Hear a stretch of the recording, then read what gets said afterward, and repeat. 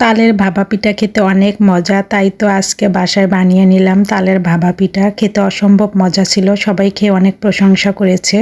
আসসালামু আলাইকুম, সবাইকে শানুজ ডেইলি কিচেনের পক্ষ থেকে স্বাগতম। আশা করি সবাই খুব ভালো আছেন। প্রথমে একটা বলে নিয়ে নিচ্ছি 1.5 কাপ শুকনা আতপ চালের গুঁড়া, 1/2 কাপ আটা, 1 কাপের মতো চিনিটা অবশ্যই আপনারা আপনাদের টেস্ট অনুযায়ী দিবেন। সামান্য একটু বেকিং পাউডার, সামান্য একটু লবণ টেস্টের জন্য। এখন শুকনো উপকরণগুলো খুব ভালোভাবে মিক্সার করে নেব। এখন একটা ডিম দিয়ে দিলাম আর 1 কাপ দিয়ে দিচ্ছি তালের রস দিয়ে সব কিছু সুন্দর মতো মিক্সার করে নেব। খুব ভালোভাবে হাতের সাহায্যে মেখে নেব। এখন আমি দিয়ে দিচ্ছি কিছু সাদা তেল। সব কিছু এখন আরও ভালো মতো মিক্সার করে নিতে হবে। এ পর্যায়ে সামান্য একটু ভ্যানিলা এসেন্স দিয়ে দিলাম, এতে ডিমের বাজে গন্ধটা থাকবে না। দিয়ে ভালো মতো মিক্সার করে আমি রেস্টে রেখে দেব 4 ঘন্টার জন্য। ফিরে আসলাম 4 ঘন্টা পর।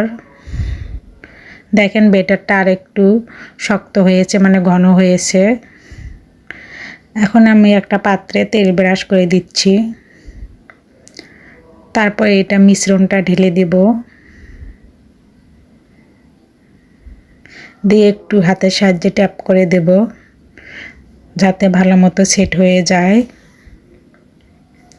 এখন রাইস কুকারের প্যানে আগে থেকে পানি গরম দিয়েছি। এখন আমি পাত্রটাকে বসিয়ে মুখটা বন্ধ করে রাইস কুকারের মুখ বন্ধ করে দেব আর ছিদ্রটাও বন্ধ করে দেব রাইস কুকারের ঢাকনার। ফিরে আসলাম প্রায় 2 ঘন্টা পর।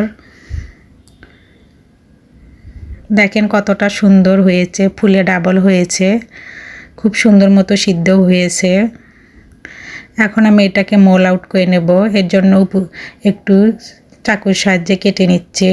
তালের সিজনে আপনারা এই ভাপা পিঠাটা একবার বাসায় ট্রাই করতে পারেন, খেয়ে অনেক মজা পাবেন।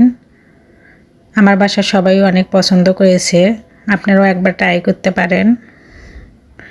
দেখেন কতটা সুন্দর হয়েছে, খেতেও মাশাআল্লাহ অনেক বেশি মজা ছিল। এখন আমি সুন্দর মতো কেটে নেব, কেকের মতো করে পিস পিস করে নেব। সবাইকে আমার ভিডিও দেখার জন্য ধন্যবাদ। সবাই আমার পেজটাকে লাইক, কমেন্ট, শেয়ার ও ফলো দিয়ে রাখবেন। আমার ইউটিউব চ্যানেলটাকে সাবস্ক্রাইব করে রাখবেন। দেখেন কত সুন্দর হয়েছে, খেতে অনেক বেশি মজা ছিল। সবাই আমার পাশেই থাকবেন। আল্লাহ হাফেজ।